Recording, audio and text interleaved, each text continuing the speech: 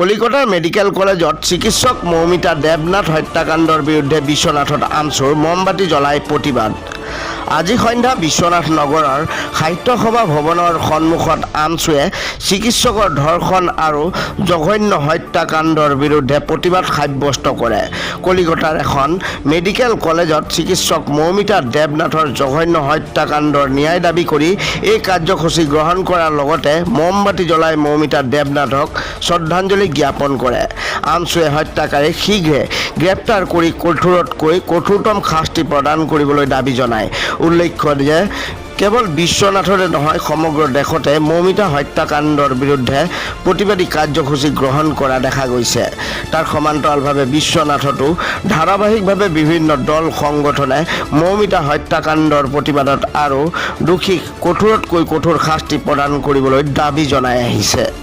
আজি আমি সদৌ অসম সংখ্যালঘু ছাত্ৰ ইউনিয়ন চমুকৈ আমচুৰ বিশ্বনাথ জিলা সমিতিৰ উদ্যোগত আমি বিশ্বনাথ চাৰিআলিৰ মাজমজিয়াত আমাৰ কলকাতাৰ এগৰাকী চিকিৎসকক আমাৰ কিছু নৰপিকাছে অতি কমেও 20 জনতকৈও অধিক নৰপিকাছে বৰ্বৰভাৱে ধৰ্ষণ কৰি অমানৱিকভাৱে অত্যাচাৰ কৰি 2-4 দিন আগতে তেখেতক হত্যা কৰিছে। সেই ঘটনাটোক আমি আমচুৱে অতি তীব্ৰ ভাষাৰে নিন্দা কৰিছোঁ। আমি আমচুৱে এই ঘটনাটোক আমি গৰিহণা জনাইছোঁ আৰু এই ঘটনাটোত যিসকল নৰপিকাছে এই চিকিৎসকগৰাকীক এই ধৰণৰ অমানৱীয় অত্যাচাৰৰ জৰিয়তে চিকিৎসকগৰাকীক হত্যা কৰিলে, এই হত্যাত জড়িত প্ৰতিগৰাকী কাল্পিতক প্ৰতিগৰাকী দোষীক অতি সোনকালে কৰায়ত্ব কৰি দৃষ্টান্তমূলক শাস্তিৰ কাৰণে আমি আমচুৱে দাবী উত্থাপন কৰিছোঁ।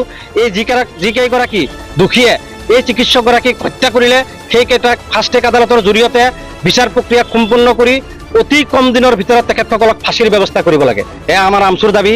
আমি আৰু এটা কথা ক'ব বিচাৰিছোঁ যে এগৰাকী চিকিৎসক যদি চিকিৎসালয়ৰ ভিতৰতে সুৰক্ষিত নহয় তেতিয়াহ'লে আমাৰ দেশত নাৰীৰ স্থান ক'ত? যিটো আমাৰ ভাৰতবৰ্ষৰ স্বাধীনতাৰ 78টাকৈ বছৰ পাৰ হোৱাৰ পিছতো আজি যদি নাৰীয়ে এগৰাকী চিকিৎসকে সুৰক্ষিত নহয়, সাধাৰণ শ্ৰেণীৰ নাৰীসকলৰ কি গতি হ'ব সেই কথাটো কিন্তু অতিকৈ চিন্তনীয় বিষয়। যিটো সময়ত ভাৰতবৰ্ষৰ প্ৰধানমন্ত্ৰী নৰেন্দ্ৰ মোদী ডাঙৰীয়াই বেটী পঢ়াও বেটী বচাও শ্লোগানৰ জৰিয়তে তেখেতে বিভিন্ন সময়ত শ্লোগান দি থাকে, সেই শ্লোগানটো আজি ক'ত আছে? সেই শ্লোগানটো যেন আজি ধোঁৱা চাঙত উঠিছে আমাৰ অনুভৱ হৈছে।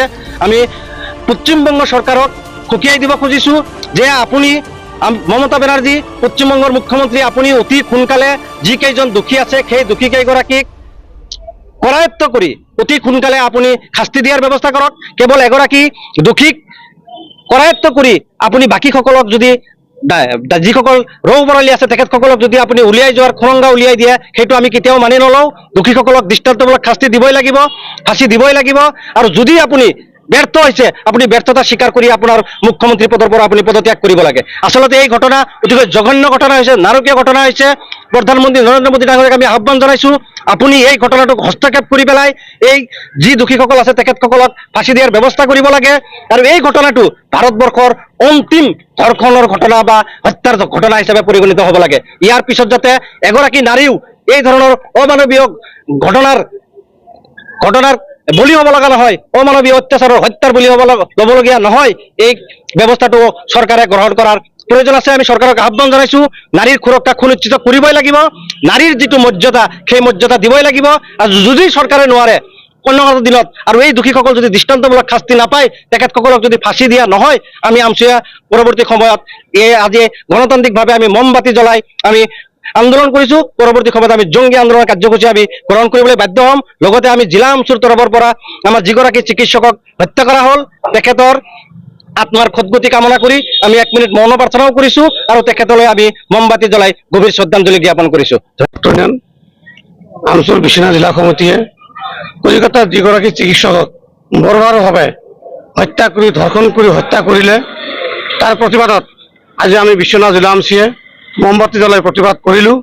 আৰু এই প্ৰতিবাদৰ জৰিয়তেই আমি কেন্দ্ৰীয় চৰকাৰক দাবী জনাইছোঁ যে এই কাল্পিতসকলক অতি সোনকালে চিনাক্ত কৰি তেখেতসকলক দৃষ্টান্তমূলক শাস্তি দিব লাগে, তেখেতসকলক ফাঁচী দিব লাগে, যাতে ভাৰতবৰ্ষত যাতে এগৰাকী নাৰীও যাতে এই ধৰণৰ কাণ্ড কাৰখানা আৰু কেতিয়াও যাতে নহয়। আৰু এইটোৱে শেষ কাণ্ড বুলি আমি আমচুৰ ফালৰ পৰা দাবী জনাইছোঁ। আমি কেন্দ্ৰীয় চৰকাৰক দাবী জনাইছোঁ যে অনাগত দিনত আপোনালোকে কৈ থাকে বেটী বচাও বেটী পঢ়াও, কিন্তু এই সবকা সাথ সবকা বিশ্বাস এই শ্লোগান দি আপোনালোকে ভাৰতৰ জনতাক যি আপোনালোকে ঠগবাজি প্ৰবঞ্চনা কৰি আহিছে, সেই কথাটো আমি আমচুৰ ফালৰ পৰা আজি স্পষ্টভাৱে আমি প্ৰমাণ পাইছোঁ। গতিকে আমি আপোনালোকক দাবী জনাইছোঁ, অনাগত দিনত ভাৰতবৰ্ষৰ এগৰাকী নাৰী যাতে এই ধৰণৰ ধৰ্ষণৰ বলি নহয় আৰু হত্যাৰ বলি যাতে নহয়, তাৰ কাৰণে আমি দাবী জনাইছোঁ কেন্দ্ৰীয় চৰকাৰক।